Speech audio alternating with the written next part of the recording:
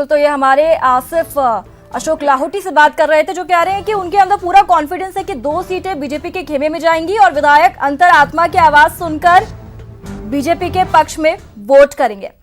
तो चलिए एक बार रुक कर लेते हैं हमारे सहयोगी गोवर्धन का। गोवर्धन हमारे साथ लगातार जुड़े हुए हैं। गोवर्धन, आज के दिन कुछ सवाल भी उठ रहे हैं कि क्योंकि कहा जा रहा है कि 4 विधायक जो हैं शायद आज वो मतदान ना करें, पॉसिबिलिटीज है ऐसी, तो उसको लेकर भी सवाल उठ रहे हैं, लेकिन कांग्रेस की जीत पर इसका कोई खास असर पड़ता नहीं दिखाई देगा। गोवर्धन,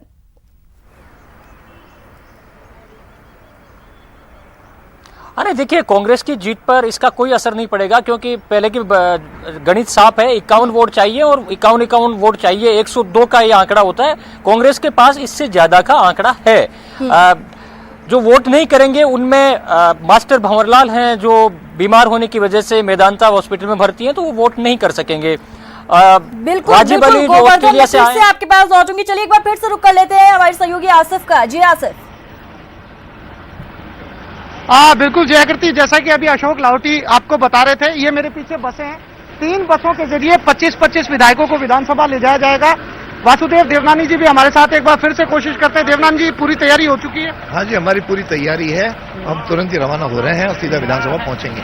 आगे की क्या रणनीति है आपकी? आप मान के चल रहे हैं कि आपका एक सांसद है अशोक लाहौटी जी से हमने बात की, उन्होंने कहा कि उन्हें पूरी उम्मीद है कि उनके जो 2 नाम है वो फ्लोर पे जाएंगे, चुने जाएंगे। ऐसा फ्लोर पे हमारे 2 आदमी संवैधानिक अधिकार के तहत हमने खड़ा किया है और निश्चित रूप से हमारा 100% जीतेगा। दूसरा, कांग्रेस के विधायकों के अंतरात्मा पर निर्भर करता है कि वो अपने आप को कितना वहां पे अनुभव करते हैं, उसके आधार पर फैसला होगा। और वैसे हमने कभी नहीं कहा कि हमारे 2 जीतेंगे, लेकिन उन्होंने चोर की दाढ़ी में तिनका भी बराबर कहते रहे कि हमारे 2 जीतेंगे। और उनकी आंतरिक कलह सामने आ गई है और उप मुख्यमंत्री को नीचा दिखाने के लिए सारी उन्होंने योजना बनाई हुई है। तो आपको लगता है इसका फायदा मिलेगा आपको? ये तो देखो, लोकतंत्र है, हर एक को अंतरात्मा की आवाज से जो वोट देंगे उसके आधार पर निर्भर करता है। नहीं होगा तो उनको आगे जाकर के उनकी अंतरात्मा जगेगी। जयकृति, ये पूर्व सरकार के अंदर बीजेपी सरकार में शिक्षा मंत्री भी रहे हैं वासुदेव देवनानी, और इनका ये कहना है, 2 बातें इन्होंने कही है। जितने भी विधायकों से हमने बात की है, चाहे गुलाब चंद कटारिया हो, चाहे अशोक लाहौटी हो, चाहे वासुदेव देवनानी हो, इनका ये कहना है कि एक कैंडिडेट तो इनका तय है, लेकिन अगर किसी की अंतरात्मा जागती है, हालांकि अंतरात्मा वाला विषय बहुत ज्यादा इसमें मैटर नहीं करेगा जयकृति। सीधे तौर पर देखा जाए तो वासुदेव देवनानी ने जो कहा कि इनका एक कैंडिडेट जो है वो चुना जाना लगभग तय है। साथ ही वासुदेव देवनानी ने यह भी कहा कि इन्होंने कभी नहीं कहा कि इनके 2 राज्यसभा सांसद जो है वो चुने जाएंगे। एक की इनकी तैयारी है, दूसरा इन्होंने नाम दिया हुआ था वैकल्पिक। इसके अलावा कांग्रेस, अगर गिनती के लिहाज से बात की जाए, संख्या बल के लिहाज से बात की जाए, तो कांग्रेस के 2 सांसद चुना जाना लगभग तय है। तैयारियां हो चुकी है। सभी विधायक जो है, आप देख सकते हैं मेरे पीछे 3 बसें यहां पर आपको नजर आ रही है। इस एक बस के अंदर 25 विधायक हैं और 50 और 75 जो विधायक हैं वो इन बसों के अंदर बैठ चुके हैं। अगले 2 से 4 मिनट के अंदर ये बसें रवाना होने वाली है। इसके अलावा जयकृति, जो कुछ लोग हैं जिनको पोलिंग के अंदर ड्यूटी दी गई है वो पहले रवाना हो चुके हैं, जिसके अंदर कालीचरण सराफ हैं, वो अभी थोड़ी देर पहले निकले हैं। इसके साथ ही जो है वो राजेंद्र राठौड़ है, वो भी पहले निकले हैं। तो जो बड़े नेता हैं बीजेपी के, वो विधानसभा पहले पहुंच चुके हैं। इसके साथ साथ मॉक पोलिंग की प्रैक्टिस ये पहले कर चुके हैं। अब ये यहां से निकलेंगे और उसके बाद के अंदर पोलिंग की प्रक्रिया स्टार्ट होगी। और दूसरी तरफ जेडब्ल्यू मेरिट से भी कांग्रेस विधायकों के निकलने का सिलसिला शुरू हो चुका है। आसिफ, आपसे लगातार अपडेट्स देते रहेंगे, आप बने रहिए हमारे साथ। चलिए रुक करते हैं हमारे सहयोगी गोवर्धन चौधरी का, जो कि विधानसभा पर मौजूद है। गोवर्धन, एक बात से हम इनकार नहीं कर सकते कि कहीं ना कहीं बीजेपी ने गुजरात और मध्य प्रदेश की तर्ज पर राजस्थान कांग्रेस को भी उलझाया तो है।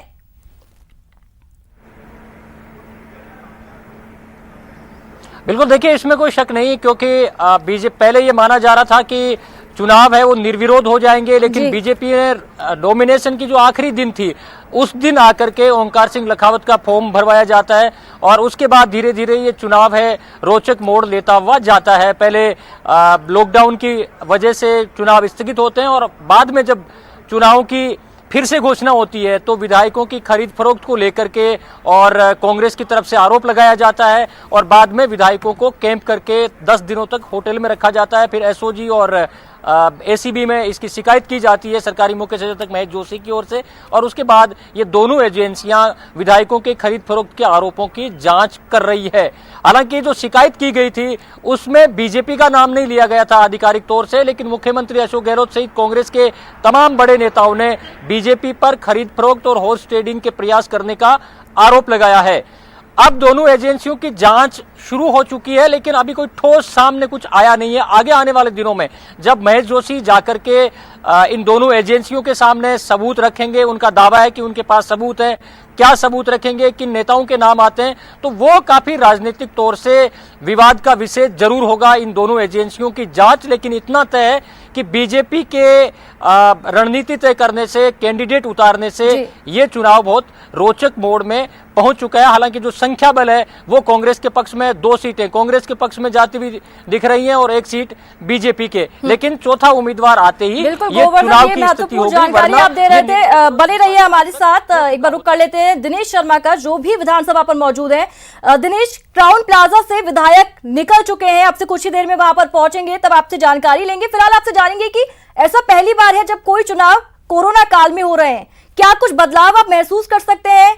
किस तरीके के प्रोटोकॉल्स बनाए गए हैं दिनेश, इस बारे में बताइए।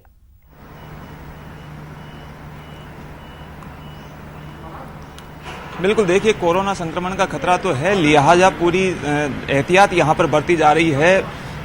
जो भी विधायक आएंगे उनको सैनिटाइज यहाँ पर करवाया जाएगा। इसके साथ ही पूरे परिसर को जो है वो सैनिटाइज करवाया गया है। हाथ जो है सैनिटाइज करने के बाद ही सभी लोगों को प्रवेश दिया जा रहा है। कर्मचारी केवल सीमित संख्या में बुलाए गए हैं जो मतदान से जुड़े हुए हैं। इसके साथ ही कुछ कमरे जो हैं वो आरक्षित किए गए हैं। जो भी विधायक आएंगे, जो क्योंकि मतदान कक्ष में एक साथ सभी को प्रवेश नहीं दिया जाएगा, एक एक दो विधायक जो है मतदान कक्ष में जाएंगे। जानकारी के लिए आपका बहुत बहुत शुक्रिया। तो चलिए एक बार फिर से रुक कर लेते हैं हमारे सहयोगी गोवर्धन चौधरी का। गोवर्धन, इन चुनावों को भी हमेशा याद रखा जाएगा क्योंकि कोरोना काल में ये चुनाव हुए हैं, तो अपने आप में ही ऐतिहासिक भी हैं।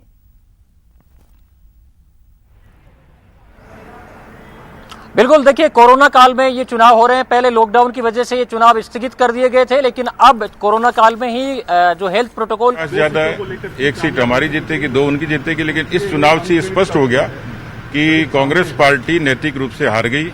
इतना अंतर्विरोध सामने आ गया। जिस तरीके से होटल में अय्याशी की और कोरोना में 300 लोग मरते रहे, तो हम अपनी रणनीति में सफल रहे। कांग्रेस पार्टी को पूरे तरीके से नंगा कर दिया जनता की नजरों में। दूर से प्रत्याशी के लिए कोई संभावना अब आपको लगती है कि बची आपको? नहीं, मुझे लगता है कि जो थी गणित पहले से यही थी। हमारे तो अपने वोट डलाएंगे, हम दूसरे को कुछ कह ही नहीं रहे। बाकी सामान्य अपील की थी, जो हमारे साथ आना चाहेगा उसका हम स्वागत करेंगे।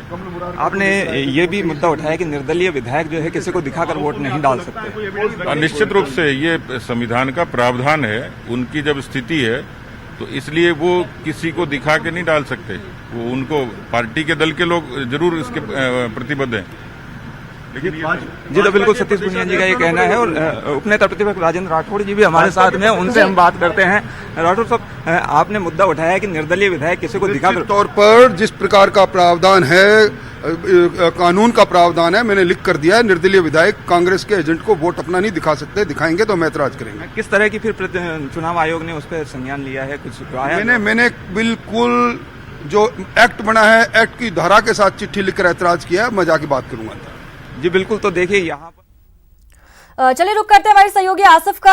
आसिफ, जिस तरीके से आपने अभी बात की थी तमाम वहां पर मौजूद लोगों से, वहां पर एक बात निकल कर आई कि बीजेपी का अभी भरोसा है कि अंतरात्मा के चलते कुछ वोट्स उनके पाले में पड़ जाएंगे, लेकिन ये लॉजिक काम करता दिखाई तो नहीं देगा।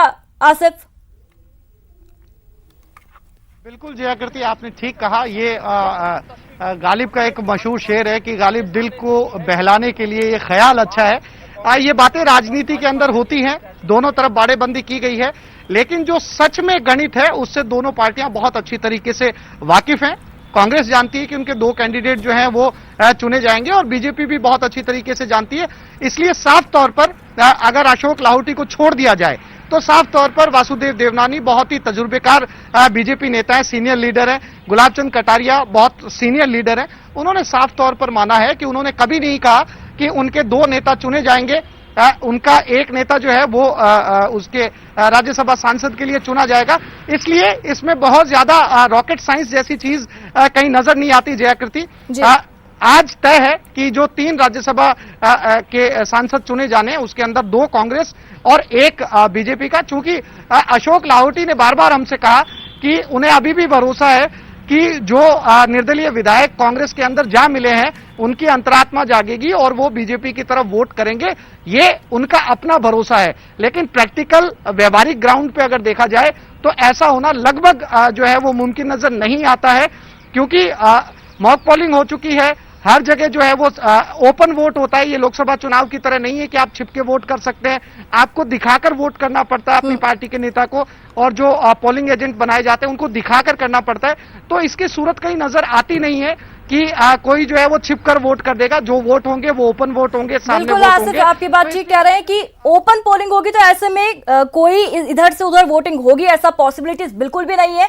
गोवर्धन और आसिफ, आप दोनों लगातार हमारे साथ बने रहिए क्योंकि यहां पर हम रुकेंगे एक छोटे से ब्रेक के लिए।